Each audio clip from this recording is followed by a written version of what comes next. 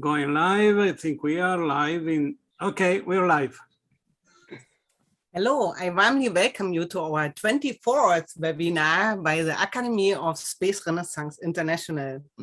My name is Sabine Heinz, and I'm the person responsible for our webinar series. And on this 15th of August, I'm very delighted that you have come to join us. And I would like to very warm welcome our special guest. He also is member of our board, Jim Crisafulli. Welcome. Hello. Jim will talk today about ACES, worldwide vision and program. And I also would like to welcome Bernard Foying, our president. Hello, Bernard. Hello, thank you. Welcome. And I also would like to welcome Adriano Ottino, our vice president, former president, and founder of SRI. Hello, everybody. Yeah. And we have a new member. Okay, he's not so new anymore. Kul Amagost. He's an intern with SRI, and for the summer, he is helping out with administrative tasks and academic work. And he will give us a short overview about the latest space news. Cool. The stage is yours. Thank you. We also have Joe Pelton with us. Yeah. Oh, I have not seen him. Sorry, Joe. Sorry. Very warm welcome to Joe.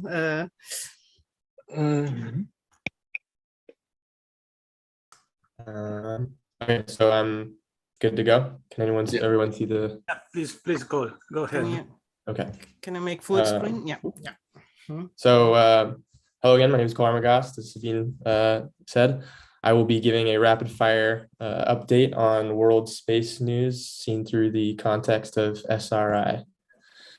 So to start us off, Russia recently announced that it plans to leave the ISS agreement. This was announced during a meeting between the head of Roscosmos, Yuri Borisov, and President Putin in late July. They indicated that Russia will continue through the term or through its current term, and that current term will end in 2024.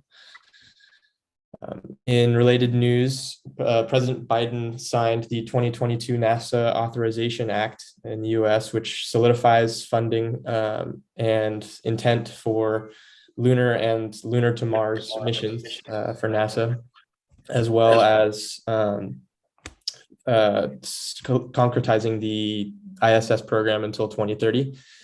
Vice President Harris also recently pledged to work on the development of new regulation for commercial space and government oversight of it, to kind of mirror the innovation and the great change that has happened over the last few decades in the space world. Also Artemis 1 was the highly anticipated mission has finally been scheduled officially for 29 August. So we're looking forward to that. In late July, the first Chinese laboratory module docked successfully with the Tiangong Chinese space station. The module was entered by the astronauts already in the station after about 20 hours after liftoff. This is the second module to join the station. In commercial space, we have Europe's first commercial staged rocket, the RFA-1 rocket, which recently passed a hot fire test. That system is slotted or is hoped to launch later this year, as I read. For SpaceX, the Starship orbital launch is not slated to happen in August. It's still waiting on a launch license, but successful spin-up tests were conducted both for the Starship 24 and the Super Heavy Booster 7. And that concludes the update. I'll hand it back to Sabine. Thanks, everybody.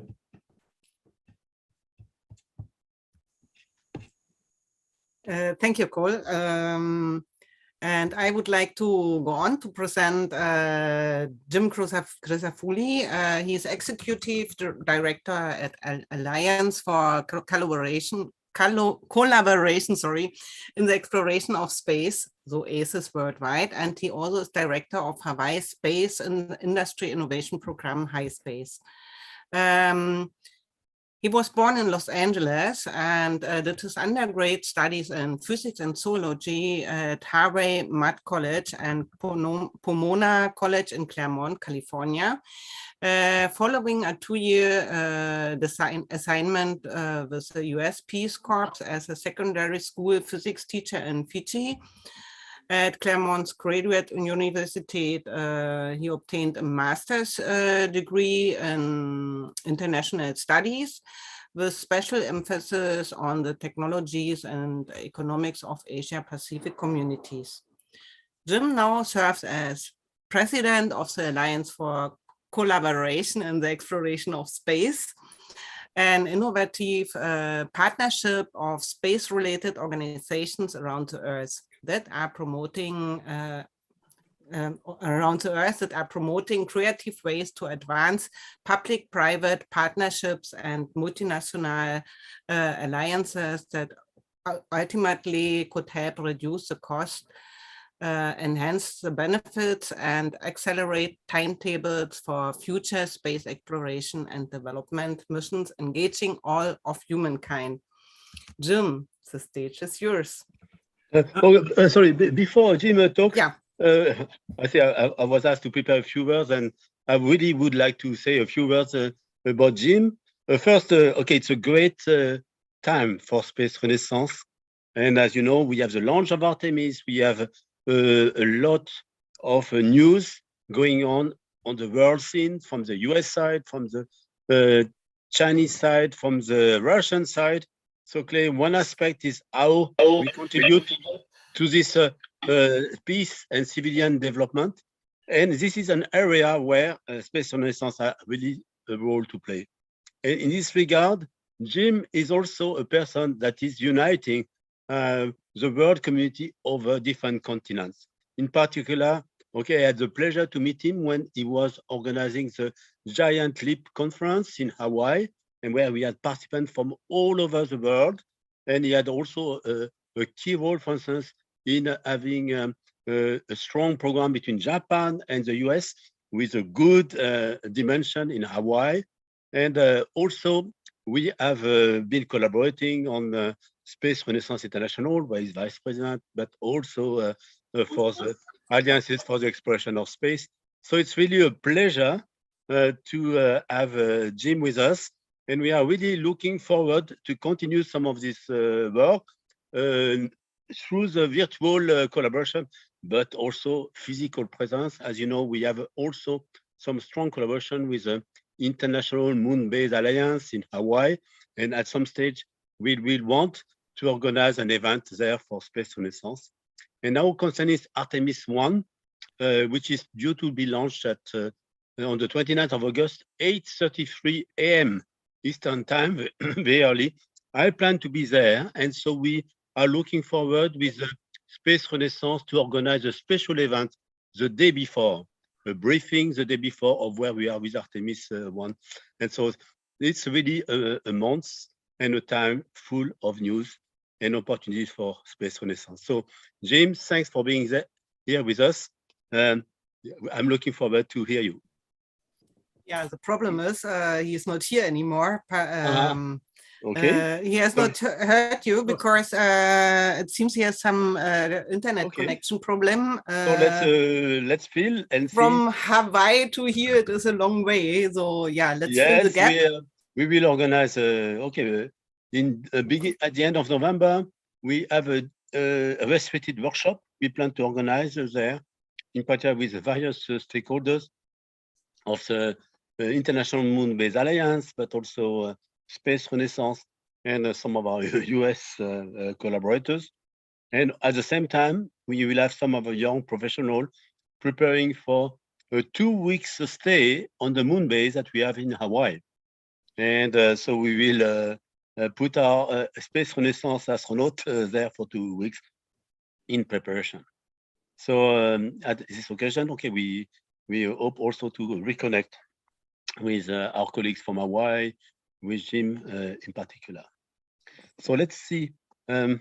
Adriano, you wanted also to mention something about the news from Space Renaissance? I think Adriano is working on the connection. No, but, can you get him back? Both Jim and okay, Joe Pelton is entering again, and maybe okay, excellent. And a little comment while we have a bit of time about Cole's presentation. Very nice overview. Yes, a little point about Russia. At the moment, there's still some ambiguity when they will leave. So we have to also do it's after 2024, but we don't know exactly what year it would be. And this would depend on when the Russian space station is available. So they are not going to leave the ISS before they get their own space station. Maybe. So I think we are looking forward still to continue the collaboration. They have a great cosmonaut with us. Actually, one of them, Oleg Artemyev, we have met in Hawaii a few years ago with Hank Rogers when he was visiting our base. And so we are looking forward to continue with our Russian friends and cosmonauts. And in our vision of space renaissance or moon village, you know, all the skilled and defense of civilian development are welcome.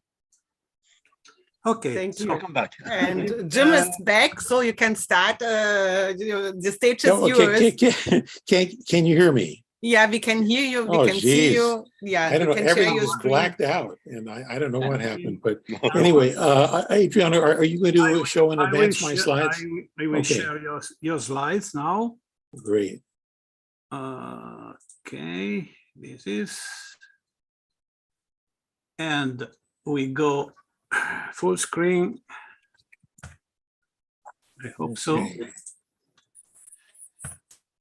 Okay, well, thank you so much for the opportunity to present an overview of what we're calling the Alliance for Collaboration in the Exploration of Space, or ACES worldwide.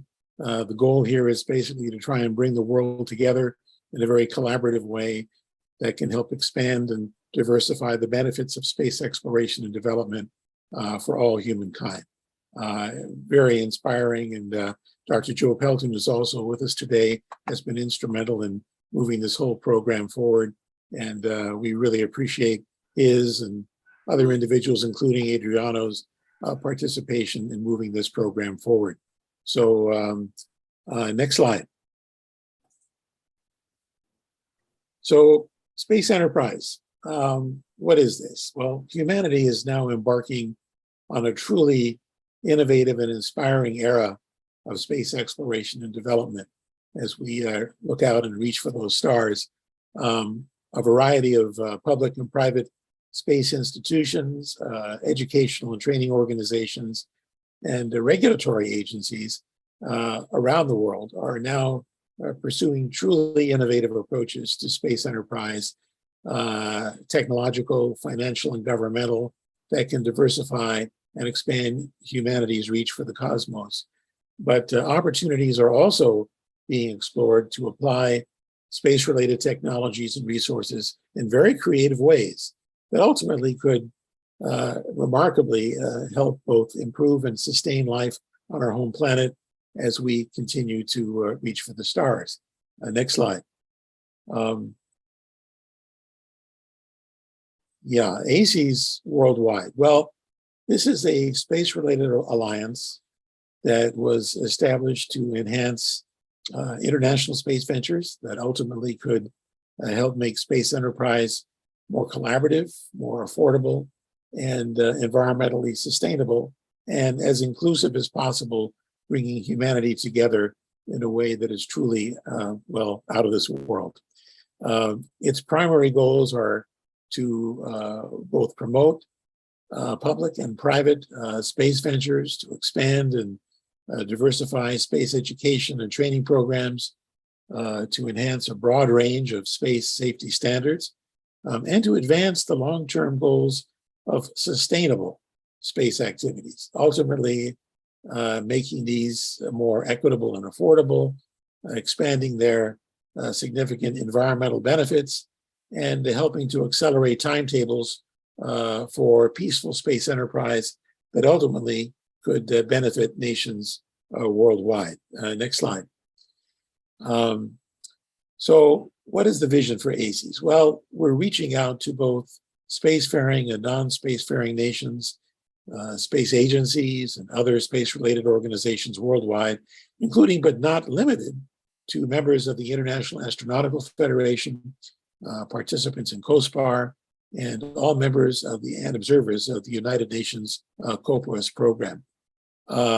Organizations that are currently working with ACES worldwide in our roundtable discussions, have alliance agreements with ACES, or participate in our advisory board include Space Renaissance International, you may have heard of them, McGill University's Institute for Air and Space Law, the European Space Policy Institute, the International Association for the Advancement of Space Safety, International Space University, Space for Africa, for all humankind, and over a dozen additional organizations, all of whom have a spaceward focus and drive. Next slide, please. A number of key issues we will be addressing through ACES, beginning with space safety.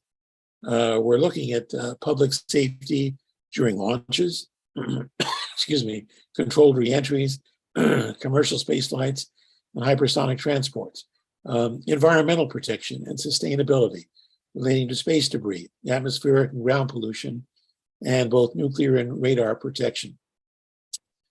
Ground personnel protection from space operations and aborted launches, space situational awareness to enhance both space traffic control and on-orbit services, both promoting and enabling widely applicable global space standards and regulations for space operations, and a special near-term focus on potential cosmic hazards, as well as planetary defense from such hazards that could truly extend to our global community. Next slide, please. On-orbit servicing and active space debris removal.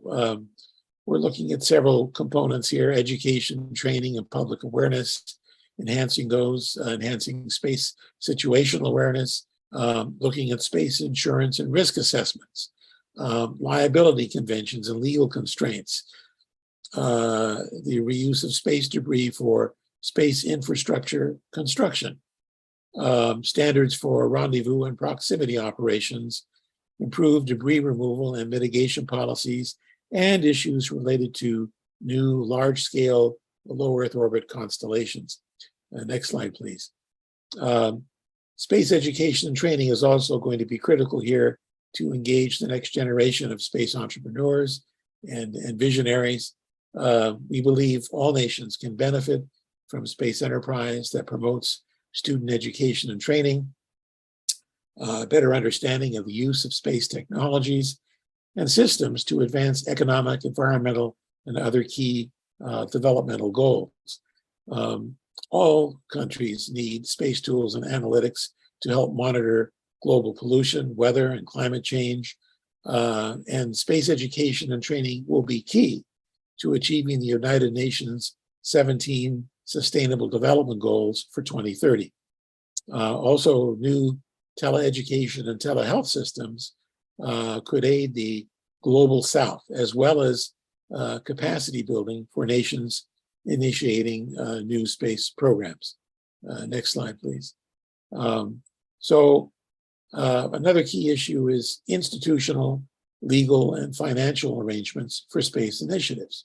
We're looking at new types and methods for implementing public-private partnerships and international alliances that can advance the goals for space exploration and development, improved education and training programs, as well as enhanced concepts and definitions related to space systems and activities, and long-term sustainability of space and environmental policies and regulations. Next slide, please.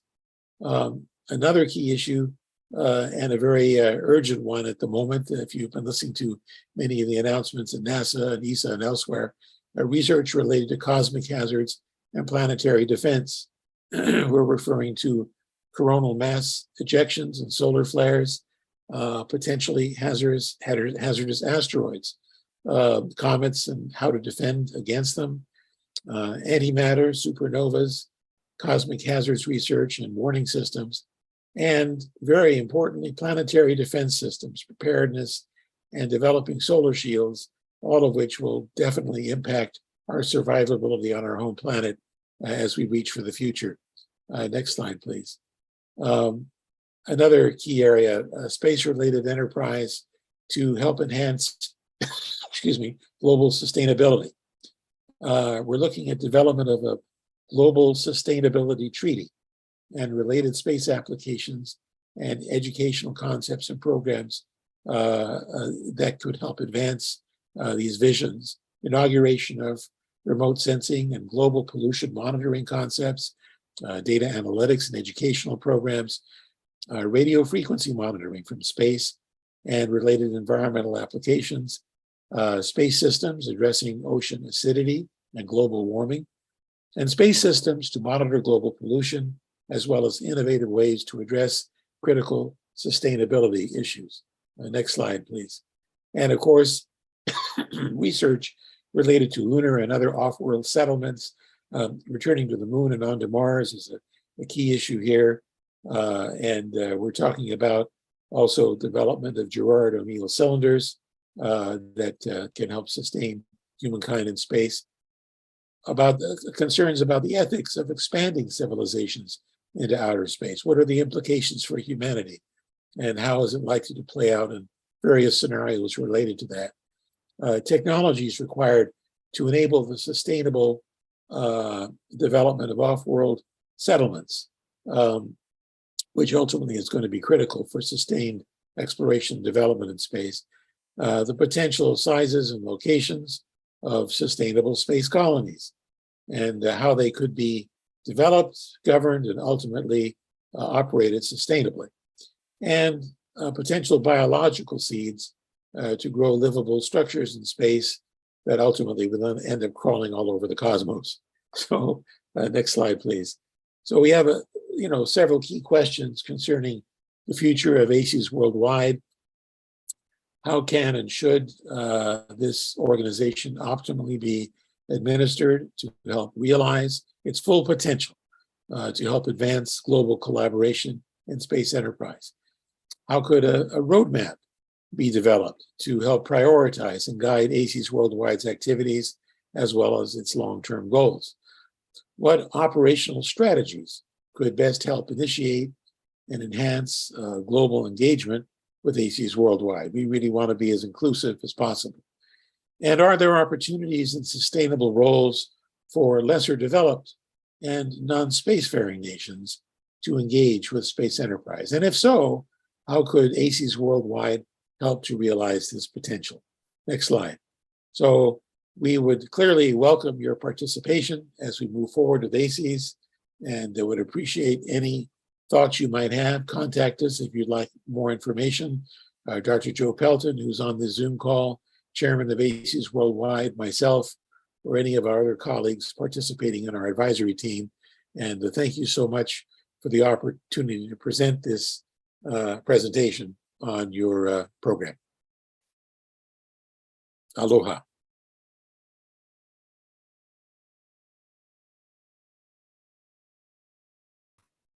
Okay, thank you. But I have to go to the light. Yeah, it was a very short presentation. I thought we would talk longer. Oh, well, we can address questions. Yeah. I don't see, did Joe Pelton drop off? Maybe he has a bad internet connection too, because he was out. Ina Larsen has a comment here. All nations that want security for their own nation and the planet should participate actively in an acceleration of our establishment in space. And by that, I mean really active. Yeah, I would like to ask the audience if there are some questions. Please put it in the chat. Adriano. Yeah. Do you have some questions? Yeah, then. Yes, this is I think ACES Worldwide is a quite worked initiative and punctual, and is very needed because of course, we need all the good willing people in the planet Earth to work together to realize the most critical enterprise of our history, that is to start civilian space development before 2030, because we are afraid that if we pass these 10 years remaining as we are, the problems will go worse and worse, and maybe when we will be 10 billion, we are 8 billion now, and we will be 10 billion, there will be no more, how can I say, not money, but the political will to go outside. Because people will say, we have so many problems here and we cannot spend money to go outside. But going outside is the solution to resolve the problem we have here. Therefore, we have to move some significant, some meaningful steps before 2030. In your presentation, you mentioned the technologies that will allow to live and work in space, that are technologies against the cosmic radiation, that are simulated gravity, green environments, and water in the habitats, and so on. We have to solve these are scientific challenges. It's not only a matter of commercial space development. There are some scientific challenges that if we don't approach with enough priority, we will not solve. And therefore, what does it mean? That we will not be able to stay more than 6 months or 1 year in space, because then our bones will decay, our DNA will be affected by radiations, etc., etc. So if we don't face these problems, then all we are saying is nonsense. Yeah. Because we will not be able to settle in space. Therefore, it will be useless. So so this is my personal and not only, because in Space Renaissance we had a Congress, we discussed these points, and we had a final resolution with the 12 points that are exactly these points. We also need a strategy, a coherent strategy to start expansion. Just after a fully reusable launch vehicle that we hope it can make its first orbital flight in the next months. It was foreseen for August, but now it's no more foreseen for August. Maybe it will be this year, we hope so.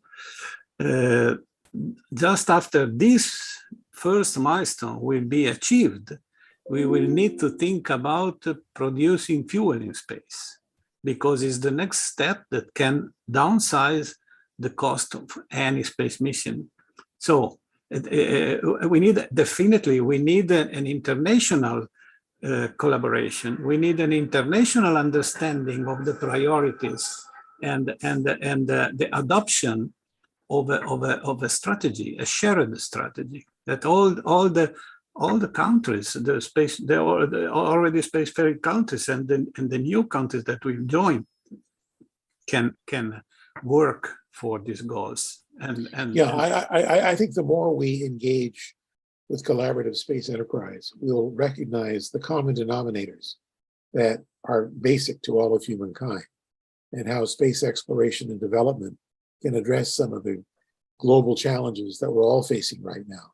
And that there's a lot of international political tension right now related to politics. But when we step away from those scenarios, and we look out into the cosmos and realize how precious a place like Earth is. I mean, there's no other place like it in the solar system. The nearest star, Alpha Centauri, is over 4 light years away, meaning traveling at 186,000 miles per second for 4 years. Just think about how far away that is. You know, we need to preserve our home planet.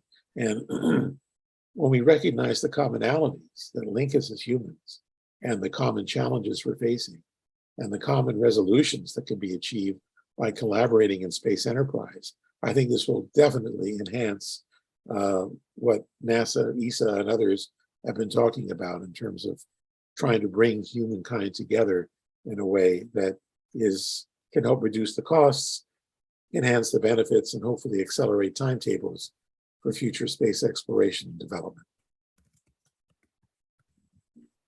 Yeah. Over.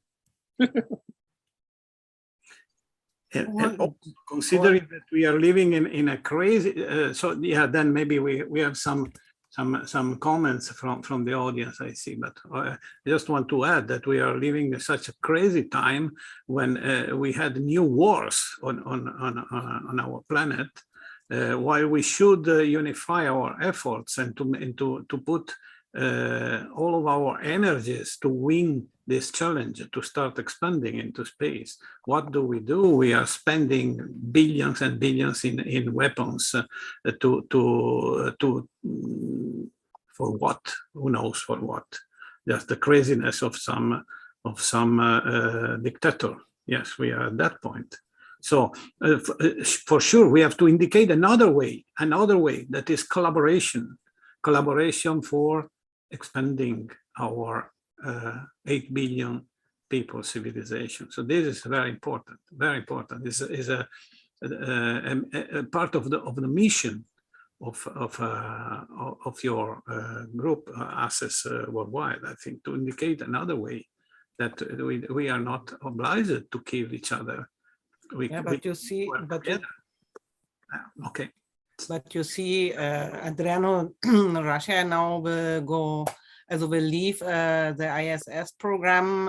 It's not collaboration. I'm afraid that the war or the fight is expanding to space too. As not only we will take our problems with us. Cole, you have some question? Yes. So both our presenter today and Adriano spoke about the importance of collaboration in addressing civilian space development.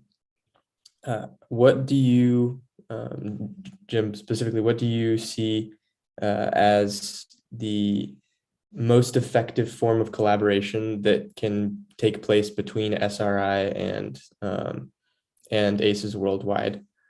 Because I know there are things underway already. We have the UN workshop that's going to happen that you guys organized, but in the next, say, 5 years, in what ways do you think these two organizations could complement each other in a really effective way? Well, I like to think of what we're working on is in a giant Petri dish with a very rich agar inside, and what we're doing, collaborating with SRI, is forming this Petri dish and this rich agar. And then we're going to dump various programs, companies, nations into this agar, and hopefully to help them realize how collaborating rather than competing can ultimately help reduce the costs, enhance the benefits, hopefully accelerate timetables for future space enterprise. So we're looking to identify the commonalities and the common concerns, the potential that collaboration rather than competition, how it can advance common goals. So what's the roadmap moving forward? But again, using ACES as like a very rich agar in which you dump various components and some amazing creatures crawl out. Yeah. I hope that didn't bug you. Yeah. Sydney Clausen is commenting, we are in agreement in principle with the Nigerian National Space Research and Development Agency and the company associated with the University of Southern California, Battery Engineering Institute. Yeah, I think there do exist a lot of collaborations worldwide, but yeah, how do you see this, Jim, with Russia now, and yeah, and China is also not collaborating with other nations. They're very closed and doing their thing. And well, the problem is that the political overstructure, or whatever you want to call it, is strangling collaboration in other areas down below. I think my guess is, I don't know for sure, but that there is a lot of collaboration or exchange of ideas between scientists and other professionals in these various nations, but the politicians are at loggerheads. And how do we get the vision from the visionaries that will really help advance humankind's potential for survival in the future? How do we get their ideas filtering up into some kind of a matrix that can have more influence, positive influence, over how humankind interacts and ultimately progresses in a collaborative rather than competitive fashion? So. Yeah, Adriano. So, Cole? I've got a follow-up question to that. Keeping with the metaphor of the petri dish, have you found in your experience that that actors in the private sector are more open to take better to that soil, or as opposed to governmental actors? Because I'm not sure, but I would imagine that competition, the threshold between competition becoming collaboration in the private industries is smaller than some countries can be, in terms of, like, the likelihood of two space companies collaborating would be likelier than Iran space, an Iranian space agency and the U.S. space agency. Well, I think if you can demonstrate, if you can reduce the costs, enhance the benefits, and accelerate timetables through collaboration, that would inspire, you look at the bottom line financially, what it's going to cost to do whatever, and through collaboration, you can reduce the costs, enhance the benefits, and accelerate the timetables rather than competing. But, when you're talking about the political arena, there are things that have nothing to do with space that are causing tension. Different political ideologies and different scenarios about what's important in life, and that sort of goes on. In each society goes in its own direction. There's no bottom line that's sort of common. But with science and technology, talking about applications in both the governmental and commercial sector in space exploration, education, development, you'll find some bottom lines that are common. And, to get to space, you have to do A, B, C, D. And, there are not too many variations on those themes in terms of how humanity can survive exploring in space. And once you reduce it to that baseline of humankind, then you see opportunities for collaboration because there are common interests and challenges that are moving that forward. Mm-hmm. Yeah, Sydney is commenting there has been an announcement of interest for projects and experiments with the UAE Space Agency for proposals. So I think collaborations takes place, but I think we should not underestimate the political situation in the world. Oh yeah, no, definitely the politics is going to screw things up from time to time. And it has in the past, it will in the future. But we just need to, get the politicians to be less political. Yeah, but on the other hand, people like our organization, ACES, and many other organizations, IAF, are working worldwide and cooperating worldwide. So I hope we will become more and more people thinking of cooperation and not of Well, and the way you do that, in part, since money drives this planet, you demonstrate how you can reduce the costs through collaboration and enhance the benefits and accelerate timetables. But what's the bottom line? You want to make money, you want to live longer, and you're more scientifically inclined. You want to explore more of address questions that relate to our existence on this planet. Why are we here? What's the meaning of being human? But this is a difference between the private sector and like Elon Musk. He wants to make money, but if you take NASA or ESA, they will not make money. They are financed by the government, and they have for search, and this is really nice on one hand, but on the other hand, the private sector is giving a boost. If you see what happened in the last years, really, especially with Elon, especially with Elon, and this brings everything forward. Okay, China has also a very potential power, and but they are also from the government. They have no private institutions in the space. No, but there is something to say about China, that of course in the current world situation, and especially regarding the so-called space race, there is also a role for competition, and China in these years is representing the competitor. And it is also very important because I cannot say what it would be happen if there was not a power like China that has a very clear program. They are pointing to the moon. They were the first nation to put something on the dark side of the moon. They are the first country to put a communication relay in a Lagrange point. They have a very clear. So they're completely loony.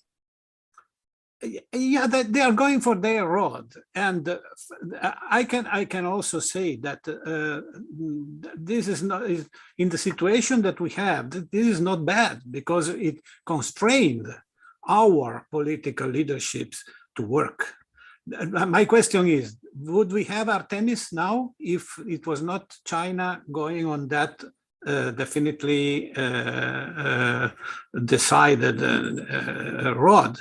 This is the first thing. And about private sector and agencies and governmental, we have to observe that Europe is not America. There are two very different worlds, because in the United States we had a bureaucratic agency that was NASA, just as ESA. Even if NASA had more advanced goals, because NASA always talked about exploration, while ESA only talked about telecommunication and science. However, from the point of view of the management, they were very similar. But in the US, we had these miracles that are Elon Musk and Jeff Bezos and someone else, and they disrupted. And Adriano Altino. No, Adriano Altino is not in America and is not such a big entrepreneur. However, they disrupted this captive market. They made a revolution, and at the end, NASA said, "Okay, you make it at a very lower cost, so the contract is yours." So because it became a free market, it was not. But in Europe, ESA is still a captive market, and we have enterprises, we have companies in Europe that are not less skilled than the American companies. But ask ourselves, why nobody still in Europe is thinking about, maybe, no, it's not true. Somebody is thinking to that, and maybe also they have some project. But why nobody developed a reusable launch vehicle?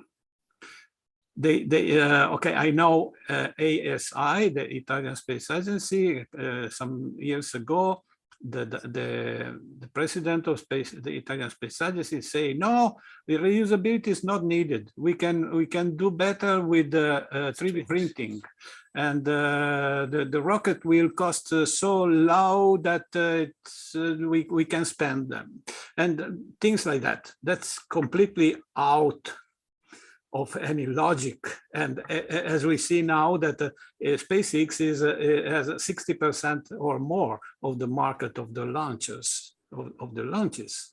Yeah. And what is the position of Arianespace? Who knows? They are working on Ariane 6, the new launcher that is still spendable, not reusable.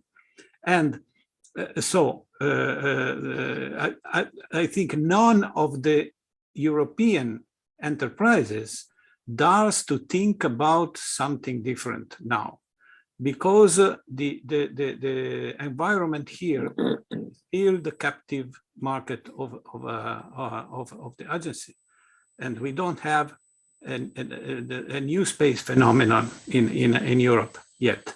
Maybe it will rise. I don't know, but so far it didn't. And in the rest of the world, what happened apart China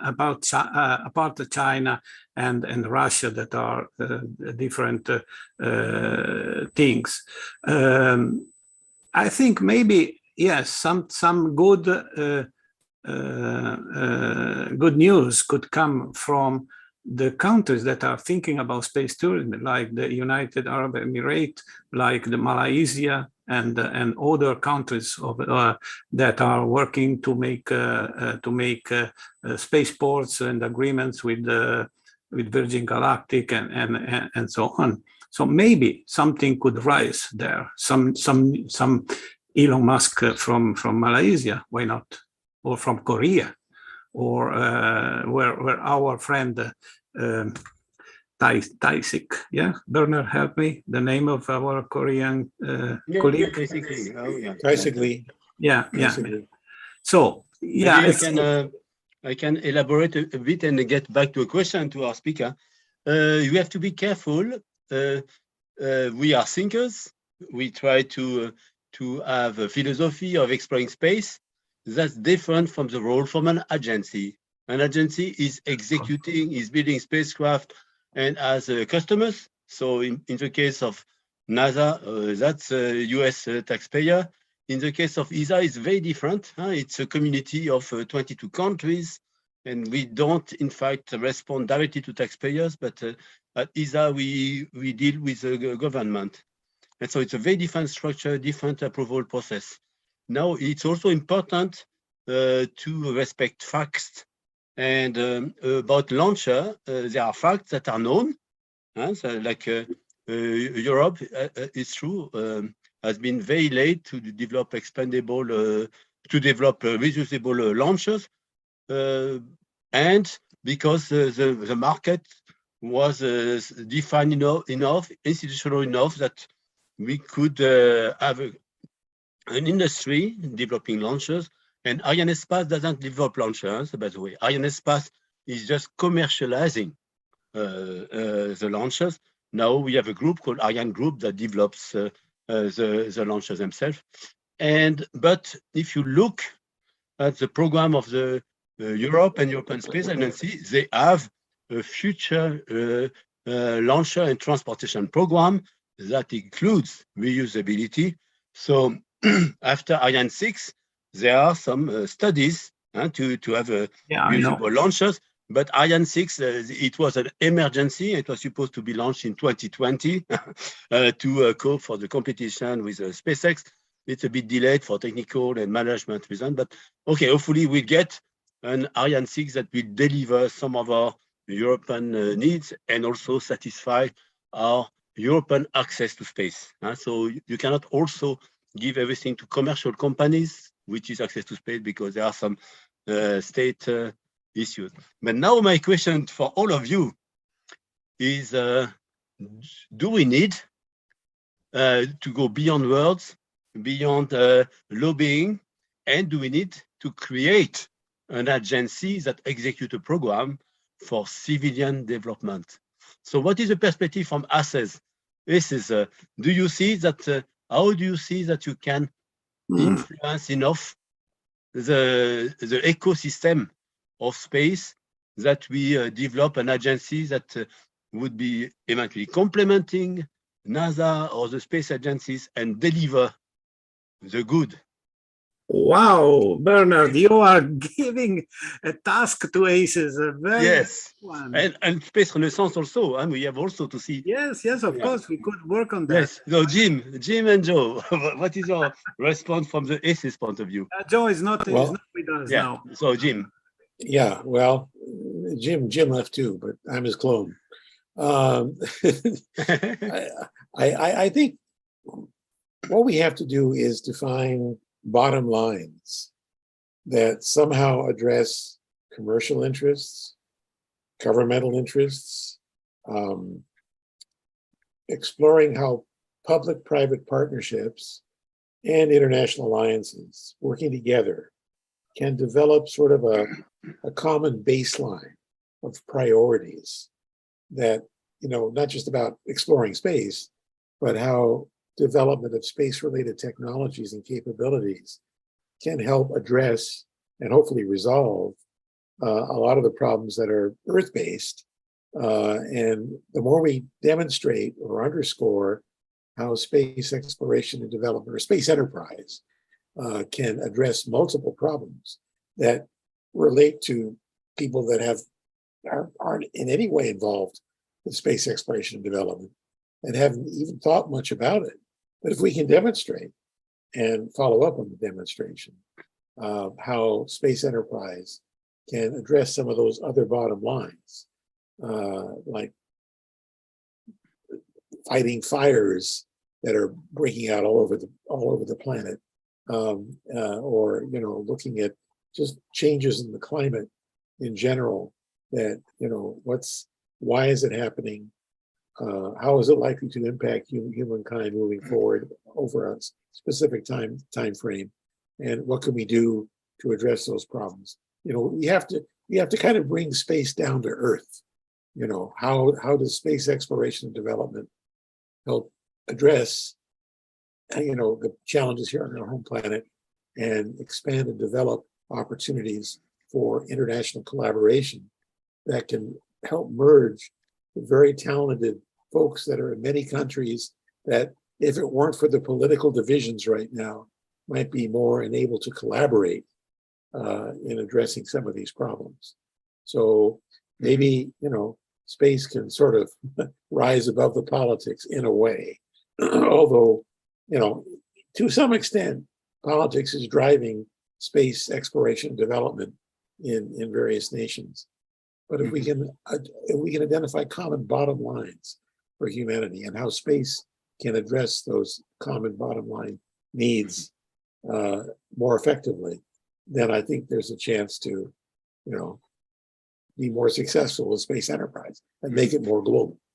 Now, I have a question. In the US, more than half of the budget is military space. So in Europe, we almost have no military space. So should we develop a civilian space force with Europe and also other countries? Well, how are you defining space force? A space force that looks at our security. I mean, for instance, planetary defense. This could be done by a space force. Also developing projects at peaceful expansion to space. So putting military budget into a civilian program. Rather than call it a force, I would call it what we're referring to an alliance. To try and bring various components together. However, recognize how they are complementary in many ways. I think Bernard put the challenge on the table to build the civilian space agency at a very high level. Muted. Or ACES and the SRI to help in this if this road will be chosen as a goal. Yeah, why not? Okay, let's see. In the meanwhile, the chat is running here. Okay, I excellent. will give some comments from the chat. Very good. Sydney, regarding the politician, he says, less political, good luck with this. And Ena says, the main problem is that most people still refer to space activity as a naive dream and science fiction. That does not concern us, and most people count. Andrei Kutaski says there are some reusable, it's in your direction, Adriano, there are some reusable launch vehicles developed by some European countries, and CNES works on reusable launch vehicles as ESA does it through FLPP program. And he also says he has a question to Jim. How can you overcome the political split between space-developed nations like US, EU, the European, Russia, and China, caused by current geographical environment? And before you answer the question, I will give two comments. Sydney says SpaceX was fostered by NASA and the commercial space program. And Andre also says, indeed, it was Sydney. Europe is dozen years behind in policy like CUTS and its derivatives, sadly. So now the question, how can you overcome the political split between space-developed nations like the United States, Europe, Russia, and China, caused by current geopolitical environment? Well, I think you need to address, to find common bottom lines moving forward. What are the challenges that confront these various nations and organizations, that confront humankind? And how can various complementary resources and capabilities and perspectives, when pulled together, define a roadmap moving forward that ultimately could be more successful and collaborative rather than competitive? I mean, right now there's a lot of competition out there, but if you can identify some common bottom lines in terms of challenges facing humanity, and then demonstrate how through collaboration in space enterprise, a lot of these can be addressed, that would be helpful anyway. That's how I start to approach it. Yeah, I think it's important views. Yes, common bottom lines. I think that's something that we should have explore. Now we are beyond cooperation competition. We are also in area of conflict. So I think I like competition, you know, when you try to get Olympic competition where everybody tries to do the best, but we have to avoid conflict. So really, clearly, we have also to work in avoiding unnecessary conflicts, waste of life, waste of time, waste of energy. And I think we have also now to put a specific goal for space renaissance, how you can promote space to avoid war, so that clearly so that people talk to each other, have common project. And I think that what you propose, common bottom lines, that's something that we have to show much stronger now at all levels, not only the people, but also showing the government that, okay, that's you can build a much more sustainable future with this approach than by conflicts of territory. Yeah, and when you're talking about bottom lines, yeah, you have to define what the challenges are and how those challenges are truly global and impact ultimately all of humanity. And as soon as you can demonstrate that sort of commonality in terms of challenges for all humankind and how space can resolve those challenges. But commonalities require listening to what each party says, what is important for them. So, you know, listening also from each country, what they want, And from that, you can really define what is common. And then you can engage and they can have ownership of this common action. So we have also to go into the practice of, yes, maybe have a survey and asking people in the different countries, what is important for you and why do you elect your government for? And then try to say how space can help to develop this common bottom line. Yes. Andre is commenting, indeed it is, Jim, but rising world tensions make it difficult. Also, it's summarizing this. So I hope we will make peace, a peaceful space development, peaceful space exploration, and that yeah, the peaceful voices will be stronger than the war maker. And it's more than voices. We have really to be proactive. So in having a project action together, which makes people from different countries work together. Well, in terms of promoting collaboration, I would like to propose that we develop an international space development choir. And these are professionals from all around the world, noteworthy professionals, and they come together and sing a common hymn.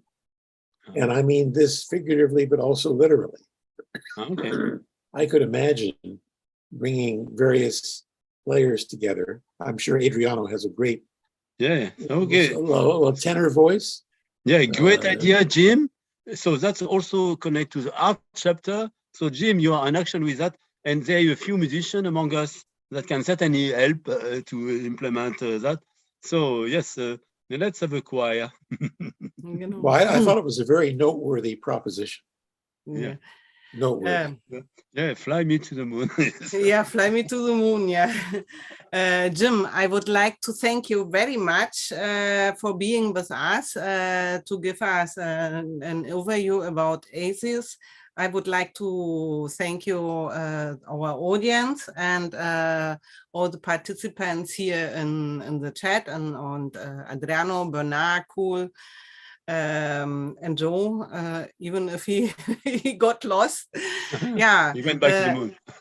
He's flying to the moon. Bernard, I would leave you. He's completely loony. I would leave you the last word, Bernard. Okay. So so thanks for this very inspiring initiative. It says that make us think, but also you have some events that we are organizing jointly between ACES and Space Renaissance, which I think also are a good forum for ideas and vision to be exchanged. And it's true that at some stage we have also to take stock of reality and what we can do and how we can inspire some actions that go in the direction of civilian space development for the benefit of everybody, for all sustainable goals of development. So thank you very much, Jim, and our colleagues from Space Renaissance. Thank you. Bye. Astra. Okay. Bye-bye.